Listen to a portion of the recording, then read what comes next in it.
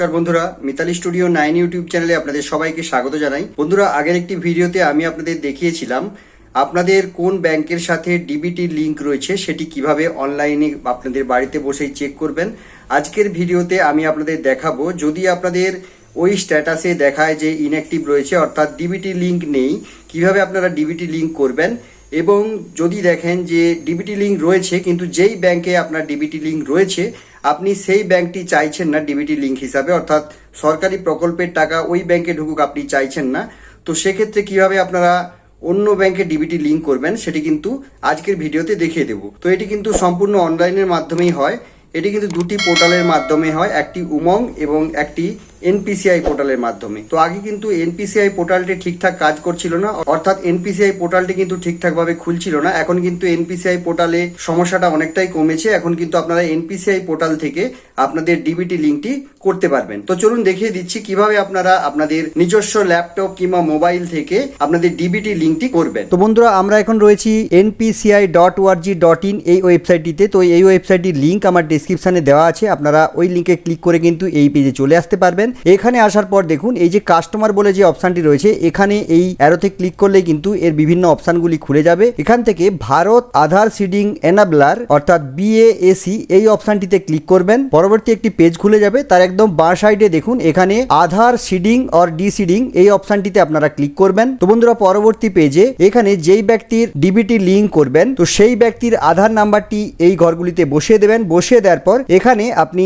Seeding এই অপশনে click করবেন এবং যদি আগে থেকে সিডিং থাকে সেটাকে ডিসিডিং করতে চান সেক্ষেত্রে কিন্তু এখানে ডিসিডিং অপশনে ক্লিক করে দেবেন। তো আমি যেহেতু সিডিং করতে চাইছি আমি এখানে সিডিং অপশনে ক্লিক করলাম। তারপর এখানে আপনাকে ব্যাংক সিলেক্ট করতে হবে। তো আপনি যেই ব্যাংকের সাথে আপনার ডিবিটি লিংকটি করতে চান তো সেই ব্যাংকটি এখান থেকে সিলেক্ট করবেন। এই অ্যারোতে ক্লিক করলে কিন্তু সমস্ত ব্যাংক আপনারা পেয়ে যাবেন। এখান থেকে আপনি যেই ব্যাংকটিতে ডিবিটি লিংক করতে চান সেই ব্যাংকটির নামটি এখান থেকে সিলেক্ট করবেন। এবার সিডিং টাইপ, তো এই জায়গাটি কিন্তু খুব গুরুত্বপূর্ণ। যাদের একদম ডিবিটি নেই অর্থাৎ আধার দিয়ে চেক করলে কিন্তু দেখাচ্ছে ইনঅ্যাক্টিভ, তারা কিন্তু ফ্রেশ সিডিং করবেন। এবং যাদের একই ব্যাংকে দুটি তিনটে অ্যাকাউন্ট রয়েছে, ধরুন আপনার পাঞ্জাব ব্যাংকে 3টি অ্যাকাউন্ট রয়েছে, তার মধ্যে একটি অ্যাকাউন্টে ডিবিটি লিংক রয়েছে, তো আপনি চাইছেন যে অ্যাকাউন্টটিতে ডিবিটি লিংক রয়েছে ওই ব্যাংকেরই অন্য একটা অ্যাকাউন্টে আপনি ডিবিটি লিংক করতে চাইছেন, সেক্ষেত্রে কিন্তু আপনি এই দ্বিতীয় অপশনটিতে ক্লিক করবেন। দেখুন লেখা রয়েছে movement same bank with another account, অর্থাৎ একই ব্যাংকে অন্য অ্যাকাউন্টের জন্য। এবং ধরুন আপনি যখন আধার দিয়ে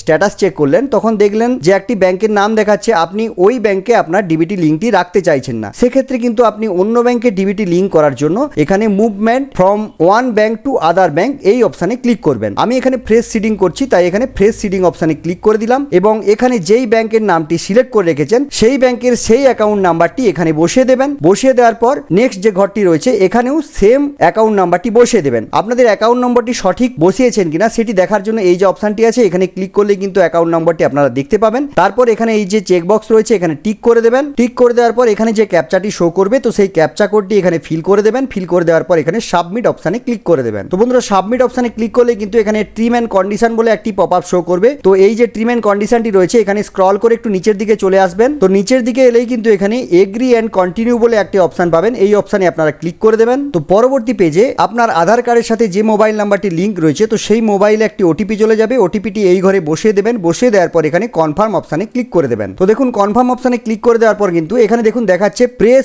ওকে to initiate request to bank of India, অর্থাৎ আমি যেহেতু ব্যাংক অফ ইন্ডিয়াতে ডিবিটি করতে চাইছি সেই জন্য কিন্তু এখানে এই অপশানটি দেখাচ্ছে। আপনারা যদি একটি ব্যাংক থেকে অন্য ব্যাংকে যান সেক্ষেত্রে কিন্তু এখানে অন্য একটি মেসেজ দেখাবে। যেমন ধরুন আপনি ব্যাংক অফ ইন্ডিয়া থেকে পাঞ্জাব ব্যাংকে ট্রান্সফার করতে চাইছেন আপনাদের ডিবিটি, সেক্ষেত্রে কিন্তু এখানে দেখাবে press to okay initial request for Bank of India to Punjab National Bank. তো এখানে আপনারা কনফার্ম অপশানে ক্লিক করে দেবেন। তো কনফার্ম অপশানে ক্লিক করার পরই কিন্তু এই ধরনের একটি অপশান আসতে পারে, কারণ যেহেতু এখনো সার্ভারটি প্রবলেম রয়েছে এখানে পেন্ডিং এর স্ট্যাটাসটি আসতে পারে। এটি একটুক্ষণ পরেই কিন্তু চলে যায় এবং কনফার্ম হয়ে যায়। আবার অনেক সময় কনফার্ম হয় না, আপনারা আবার ট্রাই করবেন, বারবার ট্রাই করতে থাকবেন, আপনাদের কিন্তু এই কাজটি হয়ে যাবে। তো দেখুন এখানে কিন্তু কিছুক্ষণ পরেই এই ধরনের একটি মেসেজ শো করবে স্ট্যাটাস সাকসেস, এবং দেখুন এখানে একটি মেসেজ দেখাবে যে আপনার আধার কার্ডটি আপনার নির্দিষ্ট ব্যাংকের নির্দিষ্ট অ্যাকাউন্টের সাথে ডিবিটি লিংক হয়ে গেছে। তো এর স্ট্যাটাসটি চেক করার জন্য আপনারা সেই পুরনো পদ্ধতিটি অবলম্বন করবেন। করবেন, আমি যেটা আগে দেখিয়েছিলাম। তো বন্ধুরা দেখুন, এখানে যখন স্ট্যাটাসটি চেক করছি এখানে কিন্তু দেখাচ্ছে যে